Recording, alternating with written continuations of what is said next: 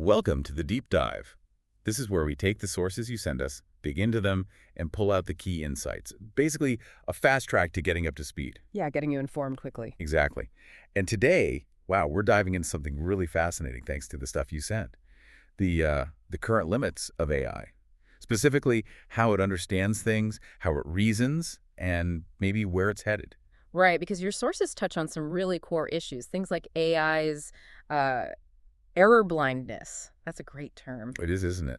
This idea that it makes mistakes but Well, doesn't know it's making them. And also how it struggles with, interpreting data properly or thinking deductively. so the mission today essentially is to unpack these problems Yeah. and look at some of the potential fixes being discussed. Precisely. Okay, let's unpack this first big idea then, this error blindness. Yeah, one of your sources had this brilliant analogy. Think of all knowledge as like the entire ocean, Okay. and the data an AI gets trained on. That's just one bucket of seawater pulled from that ocean. Ah, I see. So it really emphasizes how AI learns mainly through inductive reasoning, finding patterns in just that bucket. Exactly. So its understanding is fundamentally tied, really tethered, to what was in that specific bucket, its training data, which means it can be, well, unreliable if you ask it about something outside that bucket. Right. And that's the crux of the problem, isn't it? As the sources highlight, today's big models, GPT, Grok, others, they often talk about things way outside their bucket, as if they know. Without admitting the limitation. Yeah, they just state it like fact. That's the error blindness in action. One source even pointed out that those little warnings, for reference only or whatever, Mhm. they don't really address this fundamental issue. It's deeper than that.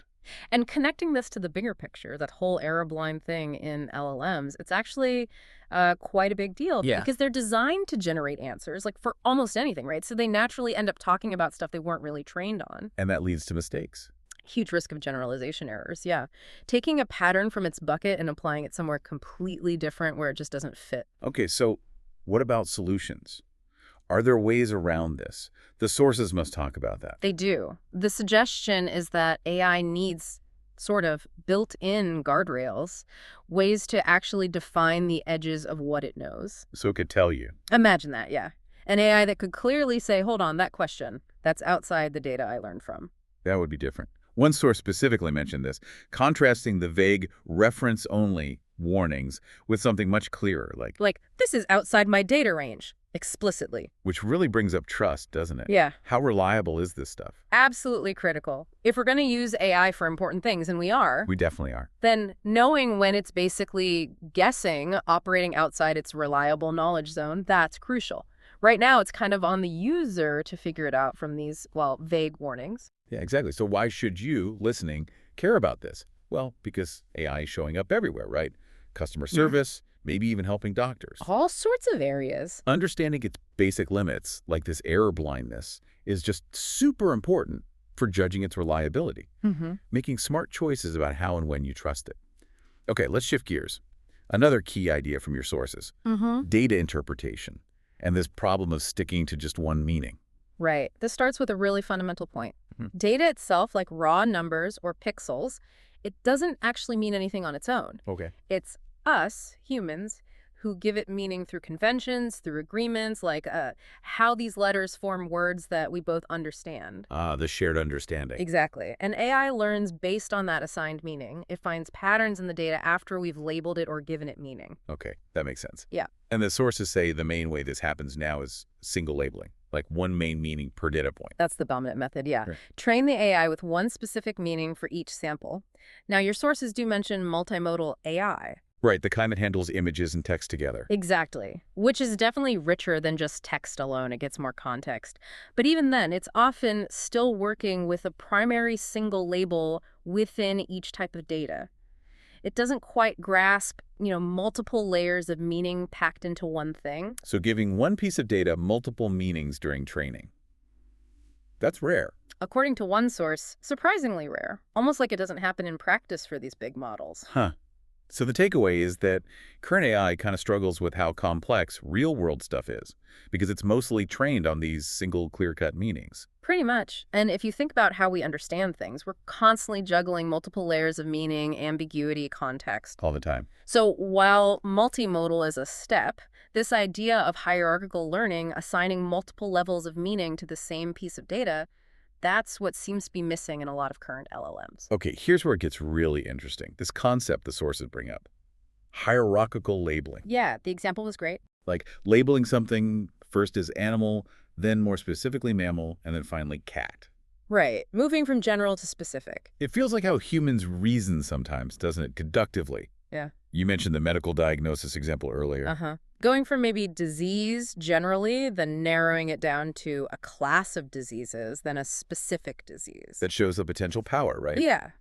Have you ever stopped to think, like, how does an AI handle the fact that one word can mean totally different things depending on the sentence? Well, that's the challenge. This raises the big question. How does AI move beyond just pattern matching to actually understanding relationships and drawing, logical conclusions? Inferences? Exactly. Relying only on single labels really limits its ability to handle the ambiguity that's just inherent in language and the real world. And that flows right into the next point. Mm. Current AI doesn't really do deductive reasoning, not in the way we do. No, not fundamentally. Your sources explain how we humans kind of build up layers of inductive learning, pattern finding, and use those layers to think deductively. The 20 questions analogy was good there. Yeah. You start super broad, is it bigger than a bread box? Mm-hmm. And narrow it down based on answers, but you always keep those earlier broad categories in mind as you get more specific. Or the cat example again. Animal, mammal, cat. We use that structure. So why doesn't AI do this? What's the holdup? Well, a big factor mentioned is resources. It would just take a lot of resources, computing power, and especially really careful data management and labeling to build AI this way in layers. Right. It needs high-quality structured data. And it's almost a paradox, isn't it? Yeah. As one source pointed out, these huge LLMs, they already use massive resources, Oh, yeah, tons. but often through unsupervised learning on these enormous, less structured data sets. So they learn patterns without explicit human labels, which is powerful in one way. But not structured enough for this hierarchical thing. Exactly. The kind of precise layered labeling needed for deduction requires a more supervised, hands-on approach. So even though they eat up tons of data, LLMs aren't necessarily learning in that organized step-by-step fashion that really enables efficient deductive reasoning. That seems to be the argument, yeah. But, okay, the sources suggest a path forward, right? Back to hierarchical labeling. Yeah, this idea keeps coming up. Instead of one massive model trying to do everything, You use multiple models. kind of, think about starting with broader, maybe less precise categories at a lower level. Yeah. Like a first-pass AI. Okay. And then you progressively add more specific labels for higher precision, maybe feeding the output of one model into the next, more specialized one. Ah, like a chain. If you connect that to building more robust AI, it really makes a lot of sense, doesn't it? It does. Start with an AI that just says, okay, that's an animal, broad strokes. Right. Then, based on that, you send the information to a different AI trained specifically on telling apart types of animals. And maybe another one after that for breeds or whatever. Following that deductive path we talked about. Exactly. It mimics how we often solve problems, start general, then narrow down. Current AI often tries to leap straight to the final specific answer. Without necessarily showing its work or having those intermediate steps internally. Right. Which brings us to data quality again, and how linked it is to this hierarchical idea. Yeah, the whole garbage in, garbage out thing. Yeah. But your sources put a finer point on it, more like quality knowledge in, quality reasoning out. That's a good way to put it. It's not just about having lots of data for supervised learning. It's making sure it's the right data and actively excluding irrelevant stuff. Which raises the question of just how much work that involves. Implementing this quality knowledge in idea, especially with hierarchical labels like animal, mammal, cat, It sounds intensive. it really demands a much more rigorous process for preparing the data. Yeah. You need super clear standards for the data itself, for the label. Same consistency. Utter consistency, and you need to ensure that whole labeling system supports training this step-by-step deductive capability across potentially multiple AI models. So what does this actually mean practically? Well, the sources explain it requires strict standards right from the get-go, like when you first design the data set. All the way through curation, yeah. And often needing domain experts, people who really know the subject, to ensure accuracy at every single level. Think about the cat example one more time. To train AI this way, you don't just need pictures labeled cat. You need them also reliably labeled mammal and animal. Precisely. Carefully chosen data, meticulously labeled, It's a very different approach, this supervised hierarchical method, compared to something like Grok, which, as mentioned, learns from vast pools of largely unsupervised data. So if AI is only as good as its training data, what happens if that data isn't structured in a way that actually reflects real-world complexity, or how we reason deductively? Well, you likely end up with the limitations we've been discussing. Mm. It highlights this trade-off, really, between the sheer scale of data you can process unsupervised and the precision and structure you get from careful supervised labeling, Big data sets might capture tons of surface patterns. but maybe lack the organized, deep structure needed for that hierarchical understanding and reasoning. Okay, so we've talked a lot about the problems, the limitations. What about the fixes? Yeah. The future directions your sources propose. We've hinted at them, but let's pull them together. Yes, summarizing the proposals, they really fall into a few key areas. Okay. First, getting AI to actually recognize its own knowledge boundaries, Hmm. knowing what it doesn't know, and being able to communicate that clearly. The I don't know capability. Exactly. Second, using that hierarchical labeling approach we discussed to build reasoning capabilities more gradually, more precisely. Makes sense. Third, a huge focus on high-quality data. Well-managed, relevant data with really clear, consistent labeling standards. Quality knowledge in. Quality knowledge in. And finally, designing AI architectures, the actual structure of the systems, to more closely mimic deductive reasoning, likely using those multi-layered or structured approaches. Right. So how feasible is all this? Is it just theory, or is research actually happening here? Oh, it's definitely being worked on from different angles. That whole challenge of getting AI to say, I don't know reliably, that's a big research area. Philosophically and practically, I bet. Totally. You see work in things like Bayesian neural networks, conformal prediction, out-of-distribution detection, lots of technical terms, but they're all trying to get at uncertainty. When is the model operating outside its comfort zone? Okay. What about handling multiple meanings? Yeah, research there too. Things like polysemantic labeling, ways to label data to capture multiple potential meanings depending on context, contextual augmentation. And mimicking deductive thinking. Well, current techniques in LLMs like chain of thought or tree of thought prompting, they try to simulate step-by-step reasoning in the output.